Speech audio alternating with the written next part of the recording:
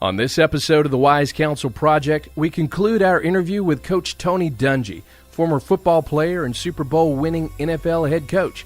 Join us as Coach Dungy provides wise counsel to men and women of faith.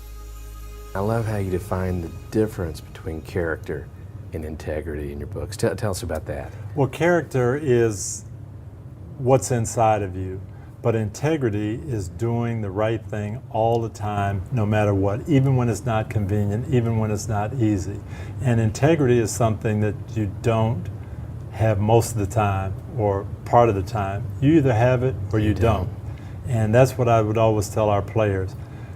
I can't watch you 24 hours a day, so I've got to count on you. And I'm going to find out whether you're a person of integrity or not. And if you are, then I can count on you, I can trust you, we can build off that, and you're going to be a great part of this team. But if I can't trust you and I can't count on you, and at some point you may let us down, I have to think about whether you're going to be on the team or not, because I don't want you to let us down in the Super Bowl. Right. I don't want that to be the crucible where I find out he didn't have the integrity that we need and 52 other guys suffer. Great book that I've really enjoyed reading, The Mentor Leader.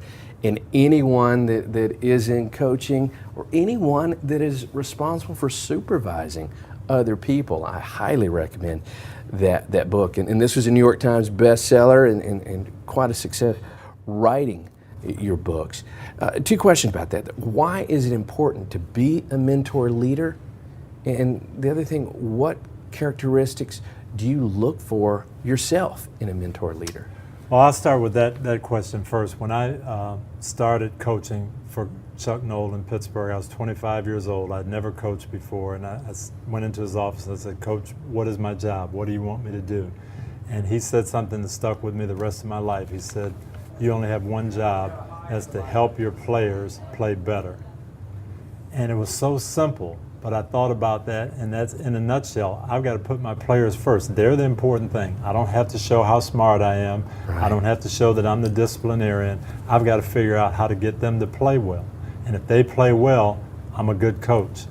And that's the significance of it. And then what do you look for and how do you do it? They're really biblical principles. I go back to how Christ led, and that is caring for the other person, wanting them to be the best that they could be, and serving.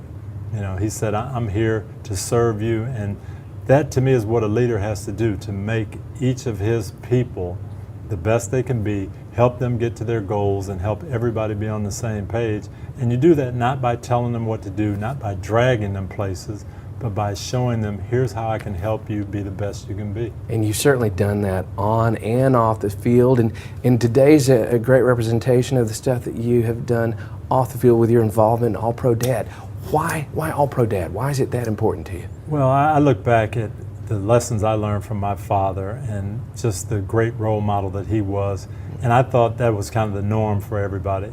When I got to college and realized that not everybody had that same type of background, when I started coaching and I'd interview players, and so few of them in this day and age have grown up with their fathers or got that same type of counsel that I got from my dad. I just really had a heart for young men especially to get that type of direction from their dads. And we have to know in this day and age how important that is. I think our society in America has gotten away from biblical principles, and we've kind of passed on the notion dads are the breadwinners. If you supply things that we need, the moms can do the nurturing and everything's going to be fine. And that's so far from the biblical model, it's not even funny. Dad, mom, together as a unit, helping those children grow. That's what we need, and then the dad's role is so important. And All-Pro Dads is doing a tremendous job in that. One final question, if I may. Coach, when you hang it all up, obviously retired from on the field, but when all's said and done, what do you want your legacy to be? Well, I always wanted it to be said that, when Tony Dungy came and coached for a team, he helped make the city a better place to live.